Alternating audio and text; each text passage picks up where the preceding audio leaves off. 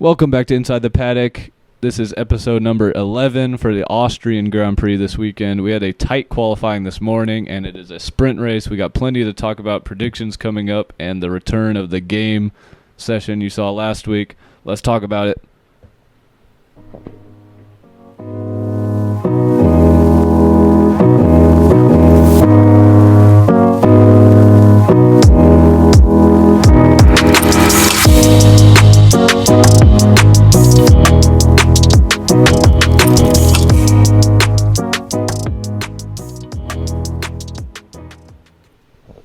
Welcome back to Inside the Paddock. This is episode number 11. We were talking about the Austrian Grand Prix. Qualifying was this morning. Tim, you want to go through the rundown of the qualifying session? Yeah, for sure. So in Q3, we had Verstappen in P1, which is not surprising. And then we had the Ferraris right behind them. And then we had me and Charlie's boy Lando qualifying fourth. Hopefully he can follow that into the race. And then we had Hamilton, Stroll, Alonso, Nico Hülkenberg continuing his good qualifying runs. Gasly and Albon rounding out the top 10. Of course, you didn't hear Russell or Perez in there. They both were out in Q2. And then the usual suspects out in Q1, De Vries, Zhou, Magnussen, Sargent, and Tsunoda. So yeah, there were a couple spins. Couple disappointments, of course. I feel like one of the biggest stories is Perez not making Q3. I mean, we've talked about it a lot, but what are y'all guys' thoughts about that? Like, if this continues, because he hasn't even made Q3 in probably half of his qualifying results so far. I mean, it's just kind of unfortunate, really, because he had 3 laps throughout qualifying and 3 track limit violations. And clearly, when he was on that last lap in Q2, he had the pace. I think when he crossed the line, he was like second or something like that. So it's just really disappointing for Checo, who, as you mentioned, Tim, his main problem has just been like the poor qualifying sessions. You know, during the race, he's not been super strong, but he's been able to like make it up to the field. So the fact that he's not been able to figure that out is extremely frustrating. With that being said, I don't think that Red Bull will be in a hurry to replace him. Just given how dominant Max has been, Checo has that cushion in the Constructors' Championship to make mistakes. I mean, what is it? Like, Red Bull is leading the championship by like 100, 200 points at this point. So if Checo continues this and he ends the year still making mistakes, still having really bad qualifying sessions, then I think that's the point that Red Bull has to ask, you know, should we replace this guy? Should we get, you know, Ricciardo in? Should we get Tsunoda in? Because clearly Red Bull has a lot of choices, but at this point, I don't think Checo's at risk, at least yet. If he continues, then yeah, but not right now. Yeah, I mean, it's, I don't even know what to say. Three straight track limit violations. I mean, obviously, I'm not a F1 driver. I'm not a race car driver in any capacity, but I feel like if I were out there and I had done, even after just one track limit time getting deleted, I would make sure my next lap is at least legal, and I would just get a time down, because you saw him, now he's in 15th, where it's not like he just got knocked out of Q2. He was last because he didn't even get a single time set. I don't really understand it. I feel like he was just being too aggressive, honestly, maybe, and he didn't really need to be pushing into the final corner like that on the last lap. He had really good pace. He was only a couple tenths behind Max and went off in the last corner and got his time deleted again. Yeah, I don't think he's gonna get replaced, and I mean he's making the races more interesting because people are out of order. So I'm kind of liking it. Charlie, do you think that perhaps like the pressure is getting to Checo? Because as you mentioned, it doesn't really make sense to be pushing into the final corner when you're up. I think he was purple in the middle sector, in fact. So he definitely had the margin to make it into Q3. do you think that perhaps like the pressure from Christian Horner, Helmut Marko, and I guess like the media and everything like that, do you think it's getting to him and causing him to like make these mistakes in qualifying? Yeah, I think it might be the common thing that people say, like, don't try and get it all back at once. Like, don't try and come back. He doesn't need to. I mean, it was only Q2, but he doesn't need to get first. He just needs to get through, get into Q3, and it's been at least 3 races in a row, probably 4 now, that he's gotten knocked out of in Q2. Just get into Q3, put a good lap together, put yourself in a position to get back on the podium, and just slowly build your confidence back. But I think he's trying to get it all back at once, and you got to take it one step at a time, kind of. And it seems like he's trying to go out and get another win, and he's not in that type of form right now.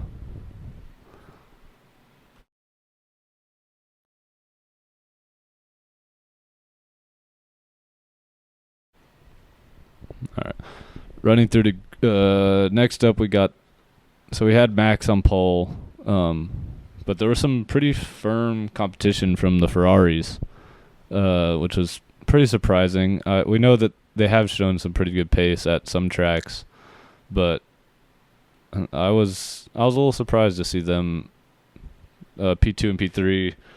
Sainz came fairly close to getting pole. He wasn't too far off.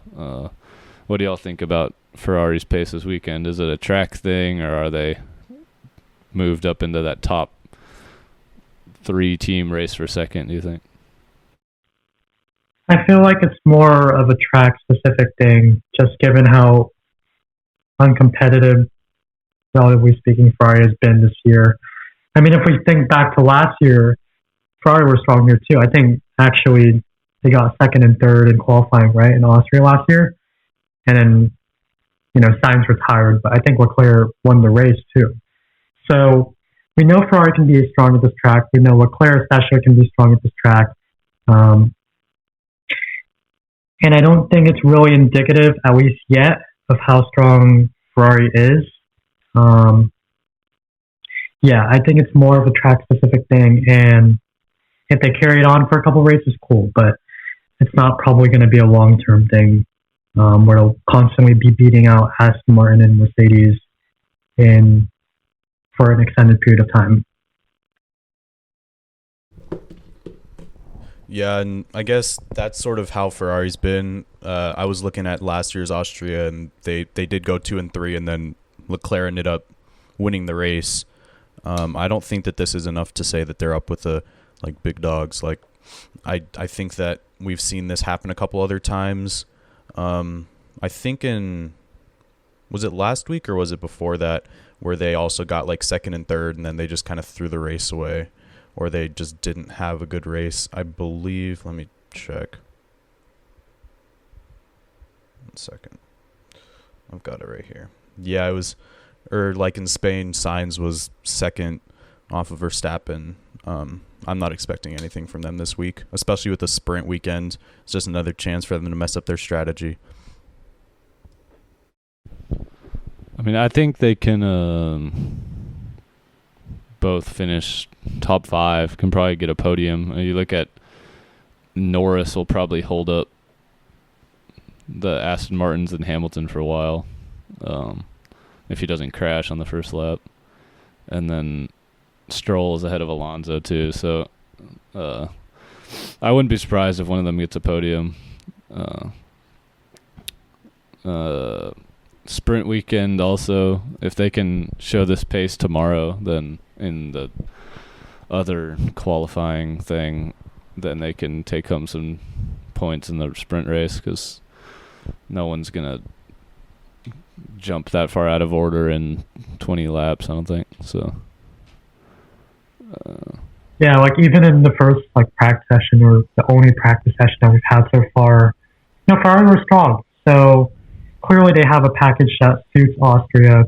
Clearly Leclerc is a great driver here in Austria. He almost won a couple of years ago. Obviously, like mentioned, he won last year. So yeah, I wouldn't be surprised. I mean, if Leclerc takes P2, P3, something like that. Signs I fear might drop back a little bit more in Leclerc, but I think this has potential to shape up. This weekend has the potential to shape up as a really strong one for Ferrari. Just kind of a wait and see thing, especially that we don't really have as much data as we would with the sprint weekend format. All right, and speaking of the sprint weekend, we've got the qualifying and the sprint race tomorrow. Rain is possible. How do you think that could impact this sprint race, Kenji? I don't know, because sprints, it's almost like, in a way, they're kind of, there's not a lot of stuff that happens, is what I'm trying to say. Especially here in Austria. Now, could the range mess that up? Yeah, it could. Maybe someone crashed on the first lap, kind of like what Checo does during sprint weekends. He always crashes and goes on the 20th or something. Yeah, I just don't know really. It's kind of a wild card with the rain if it actually does come. But speaking from historical experience with the sprint weekend, it does seem to be kind of boring. But like I said, the rain could change things up quite a bit. Yeah, I feel like the rain won't really matter. I mean, I don't think there's going to be a fluke deal where one of the small teams wins the race or gets any significant points from it. So it'll probably just be the normal teams getting points. And then it doesn't set the grid anymore for Sunday, which is where rain would have been interesting because, stuff happens in the rain and you could have seen some people out of order. But it'll probably be if it does rain, it'll probably be an interesting qualifying. And then maybe an interesting race if they have to change tires during a sprint. I don't know. The new sprint format, it's not. I honestly might have liked the old one better. It's basically just an extra money grab on a Saturday.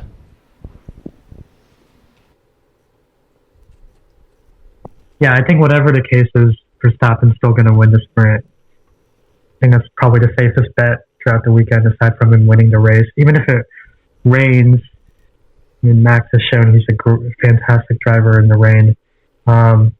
But yeah, I'm so excited to see tomorrow, what the Ferraris can do. If their pace really is serious, how far can they get up into the podium positions? Can they challenge Max? I don't know. That's what I'm excited for this weekend. I'm sort of interested to see what the Mercedes do, especially Russell from not even in the top 10. Because the same sort of thing happened in Spain where Russell didn't make Q3 and then they still had a double Mercedes podium. So I'm interested, and I think that Russell can bounce back, and I wouldn't be surprised if we see another Mercedes double podium. If Ferrari messes it up, of course, they're in prime position to get at least one podium. But I'm interested to see how Russell does, especially him. I'm sure Hamilton will be solid unless he has a major issue or someone crashes into him. But what are y'all's thoughts on Mercedes and especially Russell starting outside of Q3? I think if there's a safety car in the race on Sunday, I think that would really help George catch up. But even with that not occurring, Austria is one of the tracks where it's a bit easier to overtake. It's not Monaco or something like that, or what's another one? Spain before they made the modifications, taking out the last chicane. You can't overtake at Austria. There's a bunch of straights, a bunch of DRS, opportunities to overtake. But I think having a safety car on Sunday, if it does come, would really help him make progress through the field. Just keeping those gaps small would really help him. With that being said, Mercedes does look strong. They were a bit faster than Aston Martin, though, which was kind of surprising, just seeing how quick Aston Martin was last weekend. Do you guys think perhaps that's something where I think Alonso said they would struggle this weekend because of the lack of practice sessions? Do you think that Aston Martin will bounce back for Sunday, where they'll be on more on the pace of Mercedes, or is this just kind of where they are, where Mercedes is in relationship to Aston Martin? I think since it is such a long weekend with competitive racing going on all 3 days, they'll probably figure it out by Sunday. A good idea of what they need to make the setup. And we'll probably see some good battling between Alonso and Hamilton and maybe even Stroll. I know he's in between them right now. So, that's been the kind of the battle that everyone's been enjoying this year, is the Mercedes Aston Martin second place battle. So hopefully it continues despite them being behind Ferrari. And then they're also behind the McLaren of Lando Norris, who got upgrades on his car. They weren't applied to Piastri's car, I believe. But, Lando, big upgrades with McLaren, puts it in 4th place. Now, we saw this at Spain. He got 3rd, even without the upgrades. Crashed on the first lap, kind of ruined his race. McLaren haven't had the best race pace compared to their qualifying pace ever since the new regulations came out. But do y'all think that this could be a step up for McLaren to maybe put them on the level of an Alpine? I think it's definitely a step up. I think it's too early to say, though, whether they'll be challenging Alpine, because we've seen how inconsistent McLaren has been this year. Even when they did bring upgrades, one weekend they'd be getting 5th, and then another weekend they'd be 20th. And like you said, Charlie, they took 3rd in Spain during qualifying with Lando, and then obviously he had that crash with Hamilton and went all the way to 20th or whatever. So I think it's just a bit too early to say whether they'll be on the level of Alpine. But yes, it's definitely a big step up for McLaren. It's just whether they can, I guess, bring that kind of pace weekend in and weekend out. That's the question for me. It's just kind of, I guess, time will tell. Yeah, I was gonna say sort of the same thing. I'm not going to be confident in McLaren unless they put together a good race weekend as a whole. Unless maybe Norris could get a decent amount of points this weekend and not fall too far down. I think that they obviously have a very good qualifying pace in relation to their race pace, because they either be falling off or crashing into someone, and then that ruins their race. But yeah, I think it's too early to say whether or not McLaren is on that level with Alpine. I think maybe they could by the end of the season, but Alpine, I think in order to keep hold of P5 in the Constructors' Championship, they just have to keep doing what they're doing with their P9s and P8s, because it's the little points that's going to get them there, because neither of those teams are going to get consistent P4, or podium performances even. So I'm not too hopeful on them passing Alpine by the end of the year. I think they could get their car performance near that, though.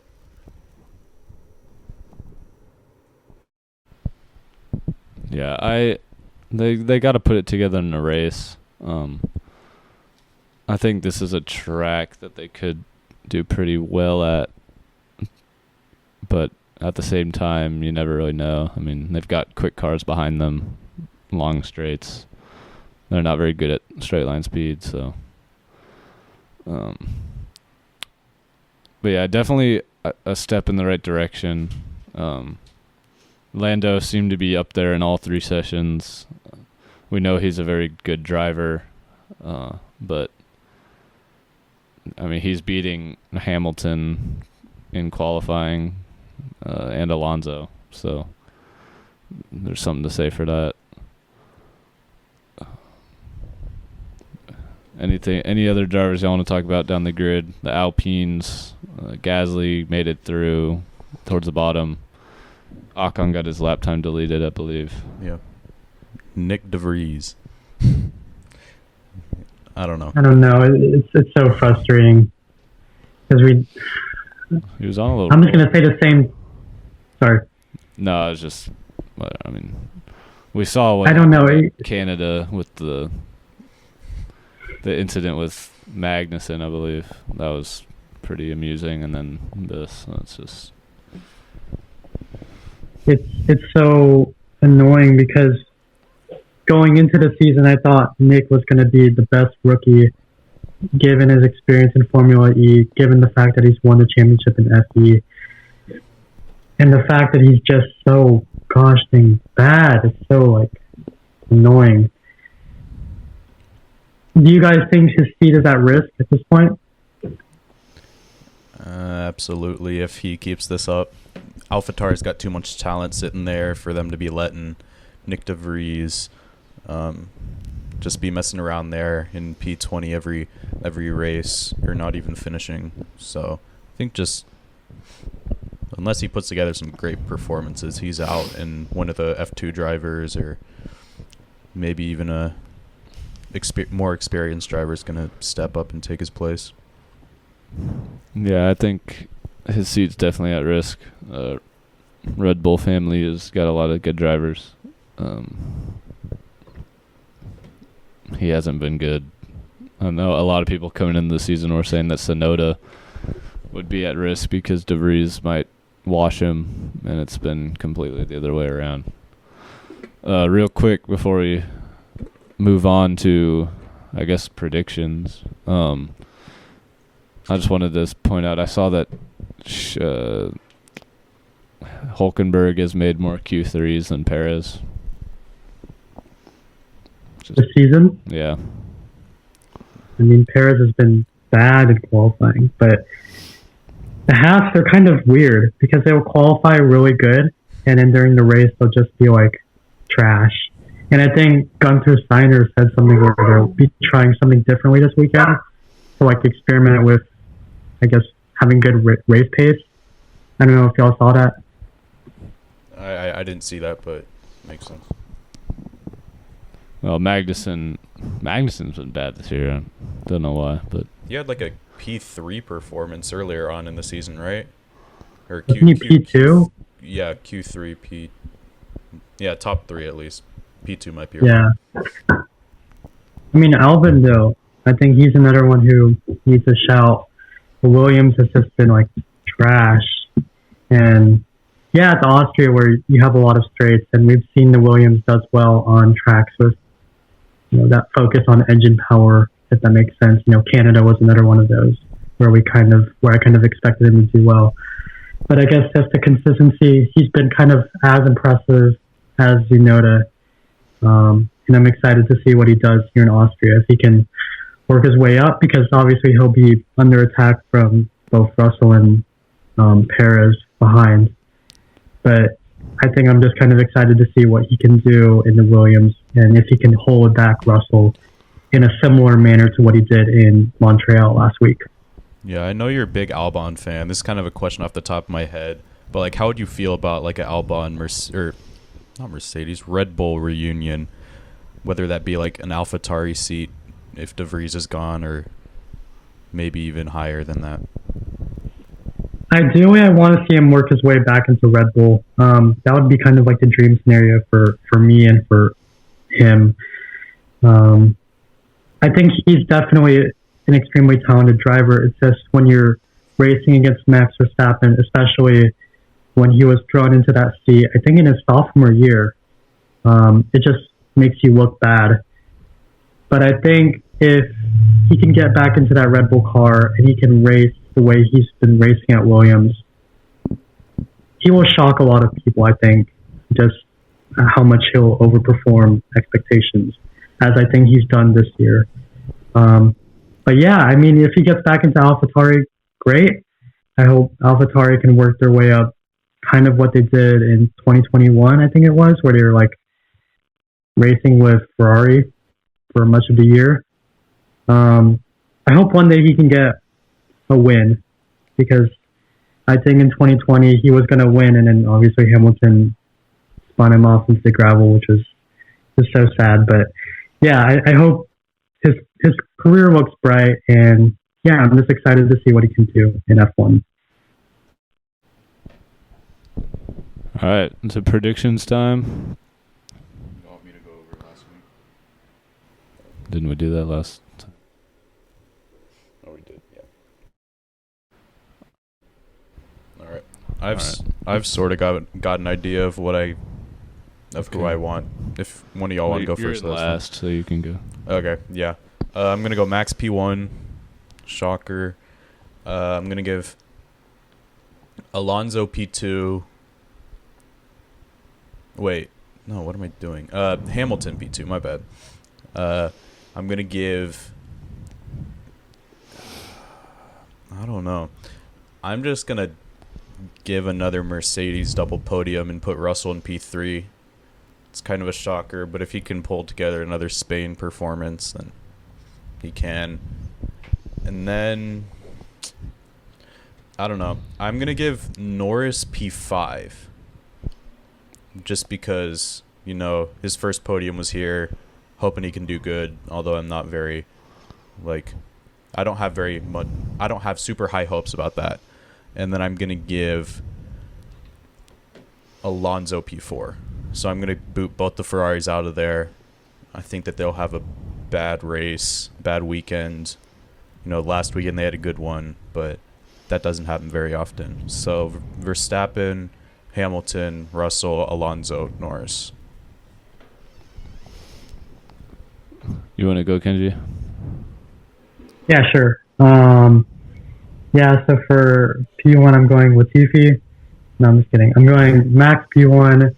Yeah, Hamilton P2. I think he's going to be stronger than Leclerc. Yes, Leclerc has done well in Austria, but just given the pace difference, I think the Mercedes will be able to work past the Ferrari at least sometime during the race. With that being said, I'm going Leclerc P3. I think that might be a surprise given that Ferrari always mess up the strategy. But yeah, I'm bullish on Ferrari this weekend. Just historically speaking, they do well here in Austria, like I said like a million times at this point. Yeah, I think Leclerc can round out the podium. For P4, I think I'm going to go Alonso. Because Aston Martin, we know they were good last weekend. Fernando did have some concerns about whether they'd have enough time to figure out the upgrades here in Austria, but I think they will be able to, given that it's a sprint weekend and all of that other shenanigans are going on. I think he'll be able to work back up, even if he qualifies like 7th in today. I think he'll have the race pace to work back up. P5.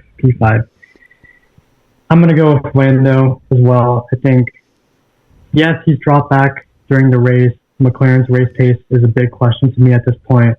But I think McLaren are overdue for a strong performance, and I think Lando could be the guy to do it here in Austria, given how strong he's been throughout the practice sessions and qualifying as well. I think he could take P5. But I don't think he'll be able to fight Alonso if Alonso is able to make it back up. So yeah, that's my top 5. All right. I am also going to go with Max Verstappen to win. Shocker. Second place, I'm going to go with Leclerc. I feel like he can probably keep up with Verstappen for the first few laps while Hamilton, Alonso are trying to get through Norris, and I think they'll probably get close to him, but I think Leclerc will hold on for second. Third, I'll give it to Hamilton. I think he'll overtake Norris pretty quickly. Fourth place, Sainz. I feel like y'all are kind of sleeping on Sainz this weekend and the Ferraris in general. And fifth, I wanted to go with Norris, but y'all both took him to my surprise, and I got to cover you off. So I'm going to go with Alonso in fifth. I wouldn't be surprised if actually I would be surprised if Norris gets in the top 5. But he's gotten 2 podiums here, I think, at this track. So he definitely is pretty good at it. I think hopefully he'll get good points. I think if he can finish ahead of Stroll, that'd be a good finish for him. You want to do the? I don't know about. Sorry. Go ahead. I was gonna say I don't know about Stroll because he's been kind of bad this year, but yeah, Well, I think good car with a bad driver versus a bad car with a good driver. McLaren's not a bad car at this point. They look decently strong. I think the wild card is just the race pace. Yeah, we'll see. Yeah, it's just yeah. I hope he does well though, Lando. Yeah. He's a cool dude. Yeah. All right, you want to do the sneaky points finisher? Yeah, it's kind of different now because we've already had qualifying, but can we do something? Can we change the rules of who qualifies Perez as a sneaky? I'll take Perez. Oh my god. I'm just kidding. All right. Just go with someone. Guess you could take Hulkenberg or Albon if you want, but so top 10 except for Hulkenberg. I think Albon. Yeah.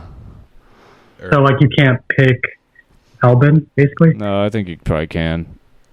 Yeah, I think that's my pick. He's got Russell and Perez behind him. Russell, Perez, and then the top 10 other than Hulkenberg and Albon. Yeah. Or Ocon, right? No Ocon. No Ocon. Yeah. I think Albon though is my pick. I've been thinking about it. I think because Williams, we know they're strong on the straights. Albon, he's been pretty good on defending this year. He's also pretty good on the tires. If he could make that one stop work, that could be an opportunity for him. If he can defend really well on a 2-stop, that's another opportunity. If he jumps up at the start, that's another opportunity. I think considering the risk-reward ratios of each of the drivers that you can pick here, I think Albon's one of the strongest ones, and he's also had a lot of momentum that he's carrying into this weekend, and I think he's probably got the best shot for me of taking more points this weekend. I'm going to go with Bottas. He's historically been pretty good at this track with Mercedes. He's won this race a couple times. I know he spun in qualifying this morning, but he's in 14th. I don't think he's going to get there on merit, but if things fall in the right place for him, I think he'll be there. He's the type of guy that'll be there to pick it up. So I'll go with Bottas. I was gonna go Bottas, but I think I'll go with Hulkenberg. Haas keeps dropping off when they get Q3 performances, but maybe they won't this time. Maybe he can stay in P9 or P10. Maybe a couple cars in front of him don't finish, and he can get some points. Y'all ready to do the game? Yeah. All right, so this is not counting what happened this morning. But this is going to be I think it might be a little bit harder, but it's going to be the average grid position. So average. So are you telling us a number and we have to pick higher or lower? I'm going to give you 2 drivers. Oh, who do you think is qualified? Qualified better. Okay. Who is qualified? Who has the best average qualifying position? Okay. All right. So the first one, I'm gonna give you Nico Hulkenberg or Pierre Gasly. Was this year or all time? This is all time. Okay. Yeah. All time? Yeah. Hulkenberg or Gasly?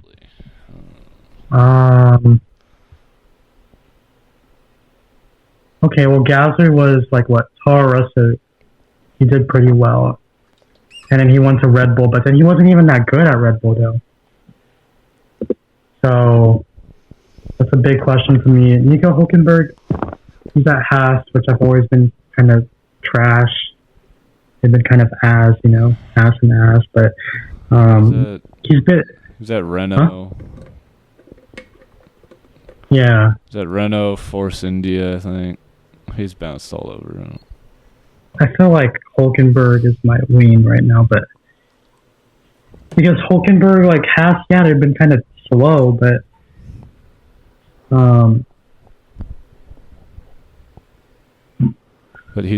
this is qualifying. I don't know. I'm gonna go Hulkenberg. Yeah, me too. Because Haas, they always do well in qualifying. All right, that's correct. Nico Hulkenberg has a 10.5 grid average, and Pierre Gasly is a 11.02. So the next one is going to be the two Spanish drivers, Sainz and Alonso. Probably Alonso, right? But then he had the McLaren Honda days where he was horrible. But I think it's definitely going to be Alonso, given that he's been at Ferrari, he's been at Aston Martin. Yeah, I think it's Alonso in this case. I agree. I don't think there's any way it's Sainz. It's got to be Alonso. Yeah, it's Alonso. Is it close? It is. It's by almost 1. Fernando is 8.6. Sainz is 9.4. Then we're going to switch over to Norris and Alonso. So 8.6 versus Norris.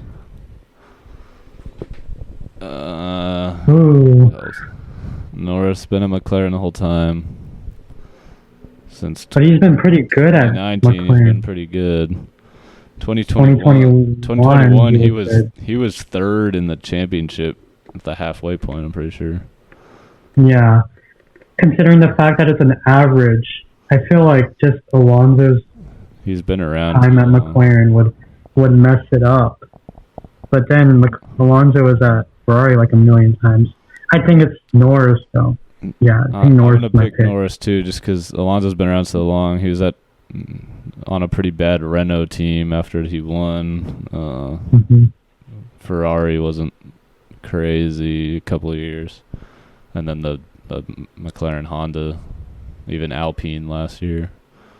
Actually, he was pretty good at Alpine, but. So yeah, Norris. What is it then? Norris. Yeah, it's Norris. It was Norris? Yeah. Oh, thank God. So it's that was a hard one, It's though. actually pretty close. It's Norris with... It's Norris with 8.43. Alonso with 8.59. All right. And the last one, we're going to move away from Alonso, but it's Valtteri Bottas or Charles Leclerc. I feel like it's Leclerc, but... I don't know. Actually, my thing for picking Leclerc initially is he's been at Ferrari and he usually qualifies well. But I think Bottas has been strong as well, and especially the Mercedes years would probably do him well as well. I think this is probably going to be... This is close, right, Tim? Do you know? It's the closest one. Oh, damn. That's why. 0.07. I'm gonna go with Bottas just because of the fact that he's been at Mercedes and Leclerc. My biggest question of picking him is just, how many times something has broken on his car, how many times the Ferrari made a mistake, how many times has he made a mistake, how bad his car has been sometimes. I think Bottas is probably the guy in this case. But it might be, like you said, Tim, it's super close. I'm just going to go opposite you in a chance to win it. I feel like Bottas has had a little bit more time at Alfa Romeo than Leclerc did. Plus, he had some years at Williams where they were just a midfield team. Leclerc's been at worst a midfield team basically his whole career. And been contending. So just to cover him off, I'm going to go with Leclerc. All right. Bottas has a better qualifying performance by 0.07. Bottas has a 6.95. Leclerc is a 7.02. I own you, Charlie. This is the second time you lost. All right, Or buddy. 7.06 or 7.08. So it's a little Oh bit. my! It's not quite as close, but it's still super close. So Kenji, you're 2-0. I wanted to pick Bottas, but I That's feel like crazy. I had to do it for the game, you know. Well, if the way I see it, what we should do next time is if it's tied, we can just make more rounds. Yeah, I can. Tim, do you have like a chart or something Yeah, where you can just like make them another one? I've got a so- chart. Do y'all want? Charlie, if you want, we can restart it if you want. No. And if it's tied, You're good. You're good. But I think Okay. going forward, because it's not like fair. It's not fair if you were thinking Bottas, but you wanted to cover me off. I don't think that's fair. well, no, I mean, yeah, it's fine. Okay. Moving Okay. forward, we can Okay. do it though. Yeah, I like that idea. Yeah, But, for sure. Okay. It's all right. Who's the number one, Tim? Is it Fangio because Yeah. of how many? It's Yeah, Fangio. because he's like 1950 dude. Yeah. He's like 1.5. Really? Yeah, I can pull it up real quick.